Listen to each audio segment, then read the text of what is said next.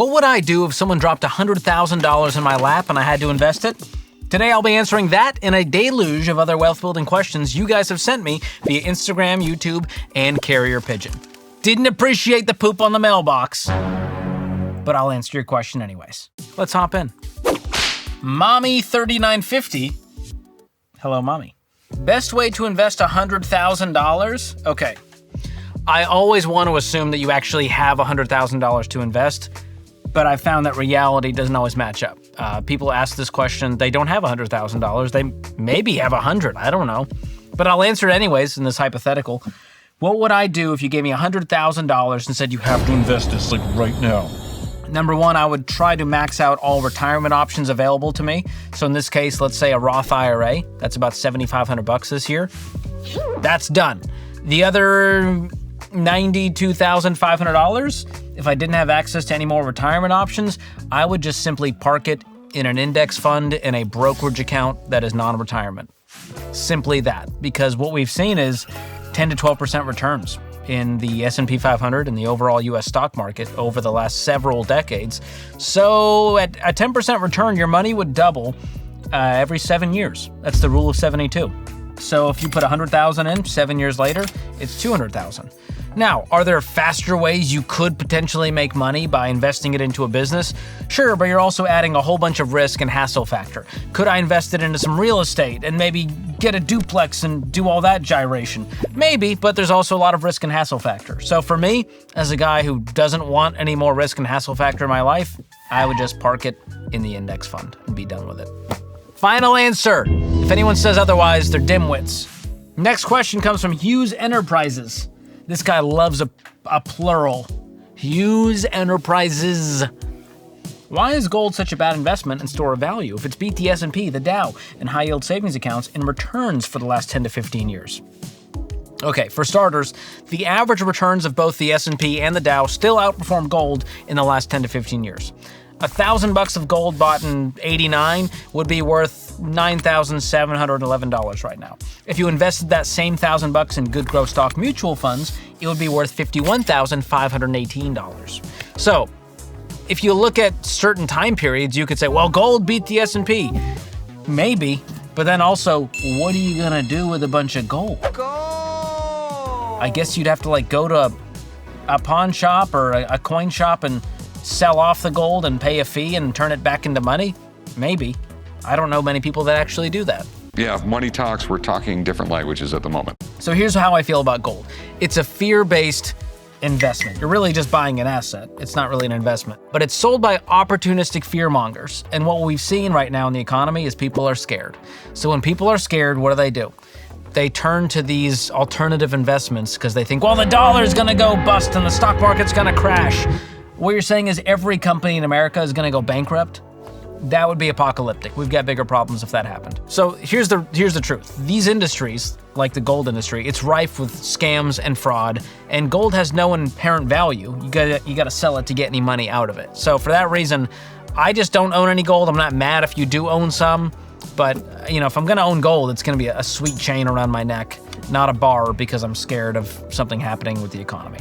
Next up, Wagner MJ6.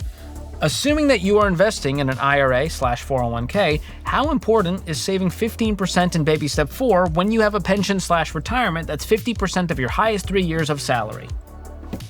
A nerdy question, I appreciate that. Love a good pension discussion.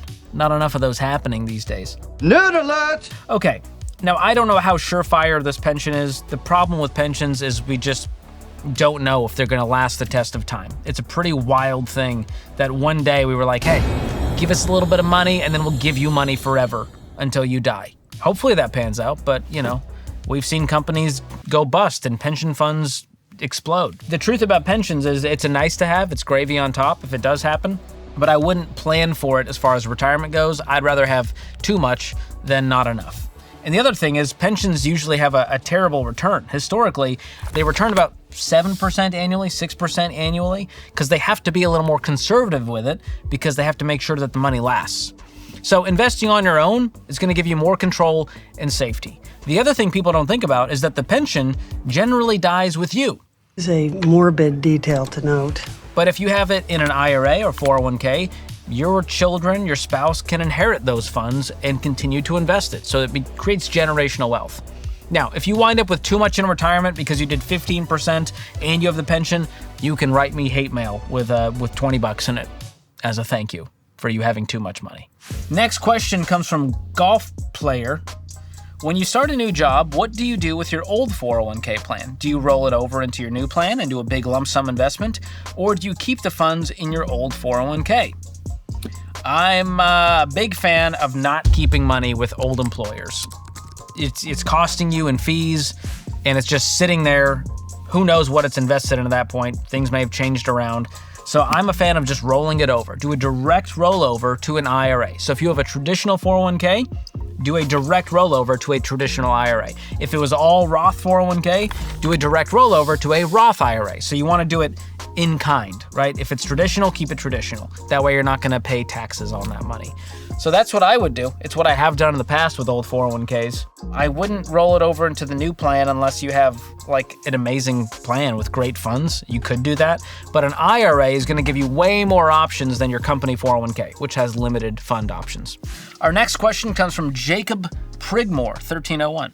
What's a safe timeline to invest in an index fund? My wife and I plan to save for a down payment for a house in 8 to 10 years and are curious if that range is better suited for a high-yield savings account or an index fund that tracks the S&P 500. Love all the work you do, George. Thank you, Jacob. That's so kind. You know what? Shout out to Jacob for being kind. A lot of you guys are just out here yeah, my question. Jacob took the time to add a love all the work you do. Thank you. All right, so let's talk about safe timelines to invest in an index fund, the down payment. What would I do? I say anything beyond 5 years, you're safe to invest wisely, like an index fund. We're talking hundreds of companies, not a single stock, where you're betting on Tesla or Apple or Procter & Gamble to do well. The index fund is going to cover the top 500 companies, so you're already diversified if you invest in that. So for 5+ years, if it's non-retirement, index fund is great. If it's less than 5 years, I start to lean toward that high yield savings account because the longer time horizon you have, the better chance you have of getting that 10 to 12%. In the short term, it's going to be much rockier of a roller coaster. You could see plus 23%, negative 24%. And so for that, I go, that's simply too much risk if you're going to need this money in the near future. But 8 to 10 years also worries me for a down payment. Like the fact that you're banking on it taking you 10 years to save a down payment tells me we have other problems. We have a budgeting problem, an income problem, an expense problem. Because most of the time we've seen that it takes people 18 to 24 months to get out of debt, 6 to 12 months to get that emergency fund in place. So we're talking 2.5 years for that. So for it to take you another 7 years or so to save a down payment, that tells me we're just simply not saving enough. Because here's the other thing you got to think about. Where's the housing market going to be 10 years from now? Are houses going to cost double what they do? For that reason, I want to get there sooner. So you don't need to save up and pay cash for a house. That's a nice to have. It may not be in the cards for you guys, but saving up a decent down payment of 10%, 20% or more, you can definitely do that in less than 10 years if you get aggressive with it. Good on you, my man. I'll get to more of your questions in just a second. But first, question for you. How much are you paying for your phone plan right now? Because if it's anything more than $25, it's simply too much. And that's why I love Boost Mobile. They have a $25 forever unlimited plan that gives you unlimited data, talk, and text with 99% nationwide coverage. That means you can scroll, stream, and group chat to your heart's content without wondering if you're going to get hit with fees or go over your limits. And the best part is, there's no contracts and there's no price increases ever. So stop overpaying and head to boostmobile.com/Ramsey or click the link in the description below. All right, our next question comes from George Kamel's #1 fan. Love this question. What's the best way to protect your digital privacy online? I can't believe they used my username and question. Love this. Best way, one word, delete me. Another sponsor of today's episode. I know technically 2 words in the English language, but as far as the brand delete me goes, they smashed it together. There's no time for a space. All right, they got business to attend to, removing your data from these data broker websites to help keep you safe, and we love them for it. They'll even send you a report showing you what they've done and how much time they've saved you, and all of this will help protect you against spam, scam, and nefarious fraudsters out there. And right now, you can get 20% off their annual plans by going to joindeleteme.com/George or use the link in the description below. All right, our next question comes from Corey Barnett, 2158. Are there investment or savings opportunities we can pursue for our kids that could be used for education or possibly for something else if they don't choose to go to college? We'd hate to set aside a lot of money only to discover they don't want to go to college. Okay, this is a fair question. We get this one a lot, and here's my hot take on it. There is a bigger chance your kid goes into crippling debt for college because you didn't prepare and set them up well than there is that they don't go to college at all and there's hundreds of thousands wasted.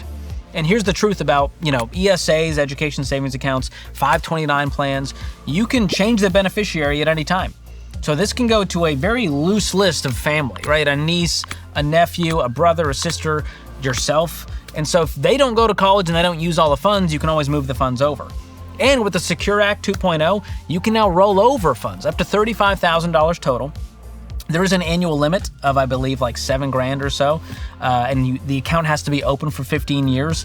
But let's say you start saving when the kid is, 1 or 2 or 3, and now they're 18 or 20 and they didn't use all the funds. Well, you can begin to roll over, $7,000 per year up to $35,000, and put that money in a retirement account. Now think about this: from the age of 18 or 21, they have $35,000 sitting in that account, and now that grows for the rest of their life.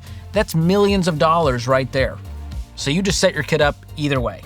Now, if you want to invest outside of college savings, you can do that in a regular brokerage account, and then you can choose what to do with that money later on.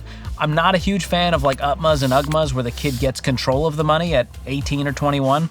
That's just a frightening prospect, because I remember when I was 18 or 21, and what I would do if you were like, hey, $150,000 is legally yours to do what you want with, it would be gone like that. Poof. So I'd rather you stay in control. The brokerage account helps you do that. The 529 plan helps you do that. And I would do both. Great question. Next one comes from Stephanie Noble, 2926. What's the best option for investing being self-employed? This is a great one. I love that you're even thinking about this, because a lot of entrepreneurs, a lot of self-employed people just go, well, I don't have a company 401k, so I guess I just won't invest. I'll just invest in myself or in my business. But you have tons of great opportunities to invest. In fact, some of it is even better than those that are employed by a company like I am. Because when you're self-employed, you can put in the contribution as the employer and a contribution as the employee. So I would check out a solo 401k. That would be my first thing to look into. There's also a SEP IRA. That can be a good option as well. And as you grow, you might need to look into different retirement options. But if it's just you or you and a spouse, the solo 401k is the best bet. And I would contact a SmartVestor Pro to help you with this. And I'll drop a link in the description if you want to contact one. Next up, we've got Dylan Adams, 4619. Why aren't you guys more specific on the real amount needed to retire? $1 million right now is a lot of money. In 40 years, it's not going to be near enough to retire. All right, Dylan, I don't know what you want from me, man. I mean, I don't know where the million came from, and it feels insane for me to tell you how much you need to retire. So I think you kind of answered your own question. Can you imagine if I was like, Dylan, you need $1.8 million 40 years from now? I don't know how much you're going to need. I don't know what your lifestyle is going to be. But here's what I'll tell you. If you follow the Ramsey plan to a T, then 15 years from now, 20 years from now, 30 years from now, it's really not going to be an issue. You're going to have plenty of money in retirement if you follow our plan, and you're going to have no debt. We're talking no mortgage at all. So your living expenses will be fairly low. Now, are you going to want to spend $10,000 a month on travel? You tell me, bud, because if so, it's going to take more money in retirement, more money in that nest egg. But if you invest, a menial amount, that 15% into retirement from the age of 25 to 65, you're going to have millions of dollars in there. So it depends. Are you going to need more than 3 or 4 million? Who knows what inflation is going to do? I'd rather have too much than not enough. So there's some good retirement calculators you can use. You can check out our investment calculator. We've got some great tools to help you figure that out. But the truth is, it's something only you can do, like prevent forest fires. You pressed you, referring to me. That is incorrect. We are down to our last question, last but not least, from Justin Cuozo, 717. Are you a smart fella or a fart smella? One question for you, Justin. Are you a quozo or a bozo? Oh, the team's going crazy, but you can't hear it. because they're not mic'd, but they are going insane over that roast. We done? Good, I can take a nap now. I got a lot of questions about this. First of all, why can't you be both? Like, why are we assuming that if you're a smart fella, you couldn't be a fart smeller? I don't know why those two things are like the juxtaposition, if you will. And I don't know who consider themselves a fart smeller. Like, what makes one a fart smell? Like, are they actively looking for farts to smell? Or are they like happening upon farts? You know what I mean? Like, was it them? Or like, is it a whoever smelt it dealt it situation? Whoever made the rhyme did the crime. I don't know. There's so many follow-up questions I have. Because you could be like dumb and not smell farts. Like that's also an option. There's a third option C here that we're not talking about. I digress, but it's a great question. Irregardless, at the end of the day, investing is all about being willing to have the discipline and play the long game and do the boring, unsexy stuff. But even though building wealth the right way does take time, it doesn't have to be complicated. You just need to know the right steps to take, which is exactly why I made this video breaking it all down. So click here to watch it up next or use the link in the description. That's it for today. Thanks for watching, and thank you to all of you who submitted some great questions and to Justin who submitted a question. Be sure to hit like, hit subscribe if you haven't already. Thanks for watching. We'll see you next time.